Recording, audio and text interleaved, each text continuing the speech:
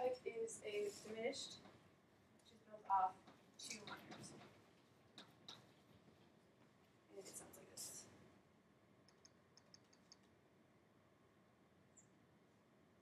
And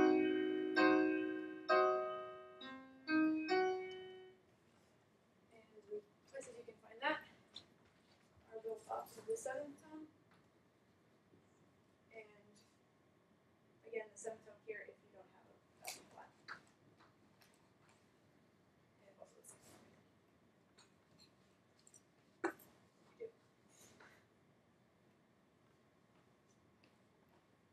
So, when we're filling in the rest of the chords, it also kind of works really well with the whole idea of our intervals, because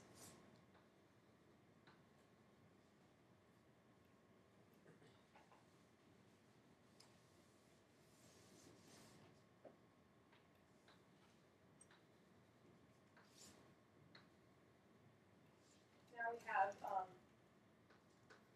perfect or a major chord here, a minor chord here, a minor chord here, major, major, minor, diminished, and a major.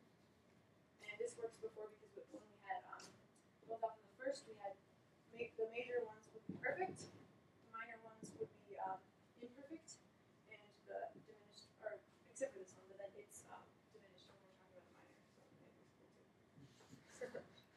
So ones that can be diminished when you're talking about the intervals that are attached to the tonic, they can be diminished, and when you're talking about majors, they're perfect, and minors, they're imperfect. So it's kind of it all works together with the idea of the tonic. Does anyone have any questions?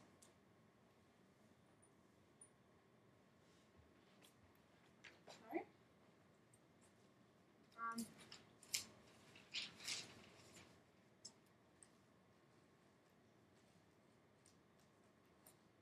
Now we're going to talk about cadences, which are something special that you use once you've had all of these.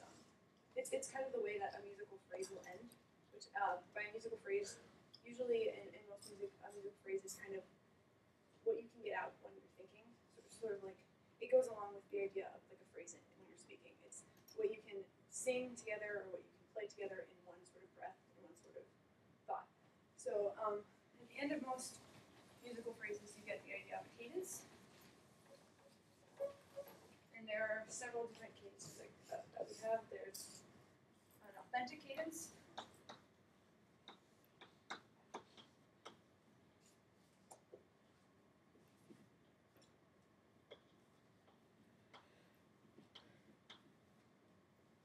Half.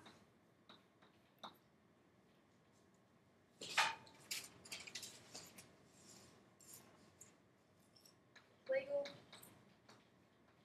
And deceptive.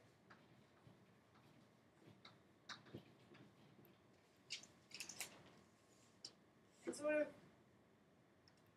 the way that this works is that the authentic cadence is sort of the basic cadence that you get most of the time, because it's what it is. It's using the chord built off of the fifth scale, or the fifth number of the scale, which is a 5, going to a 1.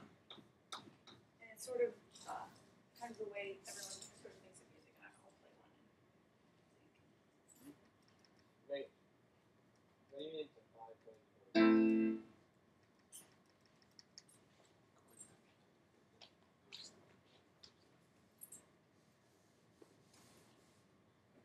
We ended up Oh. here, I'll number them out.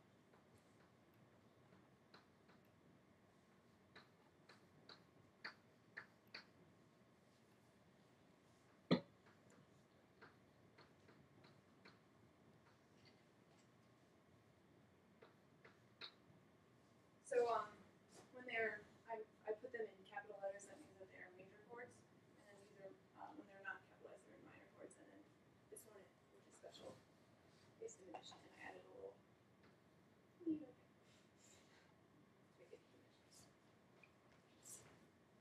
And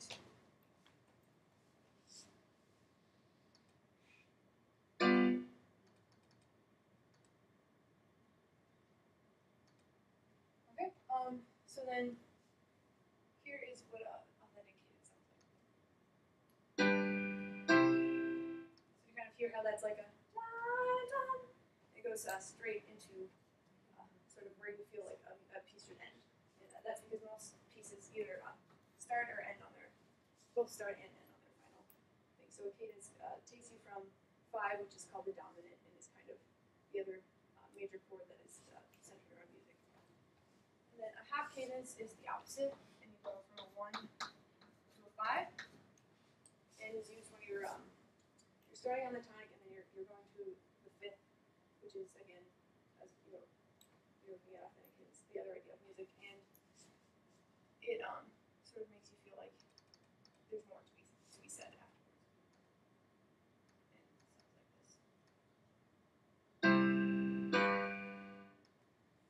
And then you're just like, I want to continue to hear more. Exactly. And then a plagal, or what we would call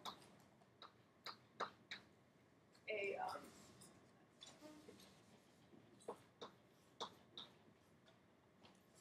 or what I call the amen chorus, because it's often at the end of church music, like at the end of a particular hymn. Sounds like this.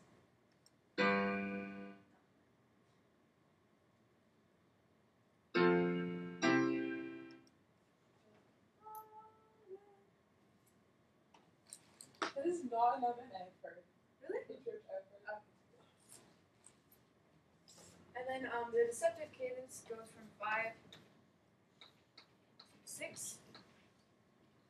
And the idea of that is you're on a 5 and you're expecting it to go to 1, but instead it goes to 6, which is exactly deceptive. And the 6 is a minor chord, and it sort of feels like you're going into a minor key when you do that. So it's tricky.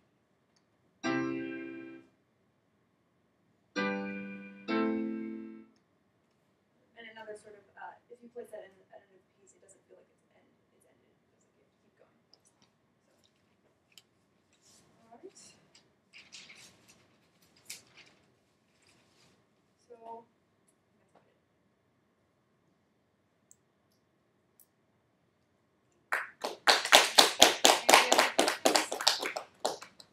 How did people figure out these rules as in like they were just like playing music and they were like, hey, this is what we're doing formalized, or did they like Actually, down first and then apply them? it was first kind of put out without any rules like this, and then around, I can't remember the exact date, but I think it was somewhere in the 1700s, do you guys know? Possibly late 1600s, somebody kind of formalized all of these ideas.